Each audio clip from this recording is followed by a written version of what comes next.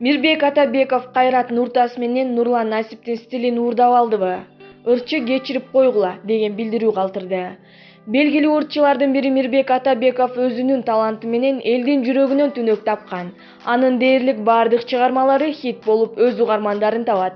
Атабеков акыркы учурларда жаңы чыгып жаткан кинолордун саундтрегин аткарып жүрөт. Ал бул жолу Апамды издеп 2 кино тасмасынын саундтрегин ырдаганын кабарлады. Ырчы сүрөттө чачын тегиз тарап көз айнек тагынып алган үчүнбү Айтор бул жолу окурмандар аны казак ырчысы Кайрат Нуртаска жана Нурлан Насипке окшоштурушту. Бул сөздөргө жооп кылып Атабеков ошол эле стиль менен дагы бир сүрөт жүктөп, Кайрат Нуртаска же Нурлан Насипке окшошуп калыпсың дегендерге мен кошула албайм, кечирип койгула деп баяндама жазып койду.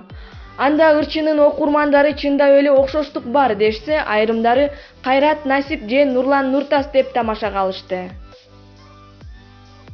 Булак барометр чекиткейди. Сайкал Садыбакасова жан дүйнөм 5 деген баскычка көтөрүлдү. Ырчы Сайкал Садыбакасова учурда Египетте эс алып жатканын интернеттеги баракчасына сүрөтүн жүктөп, күйөрмандарына жар салды. Ал Египеттен күйөрмандарына салам жолдоп, төмөнкү билдирүүнү калтырды. Бүгүн биздин эс алуубуздун 4-күнүн өткөрүп жаткан чагыбыз. Албетте мыкты маанайда керемет көз ирмемдер эсте каларлык болууда. Бул эс алуу менин жеке жашоомо жана чыгармачылык карьерама мыкты жетишкендикке алып келет деп ойлойм.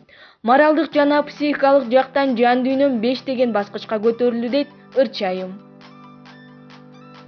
Ал эми Сайкалдын мурунку жолдошу Максат Давранов Instagram баракчасына: "Күнүңүздөр ак жолтой болсун. Жаңы күн дагы мүмкүнчүлүктөр толгон ийгиликтер жана бир аз түйшүктөр. Себеби ар бир кыйынчылыктын артында чоң жакшылык бар экенин байкап, сезип келе жатам. Кудайга шүгүр" деп окурмандарына ийгилик каалады. Албетте Сайкал менен Максаттын жазгандары ар кимиси өз пикири менен калды.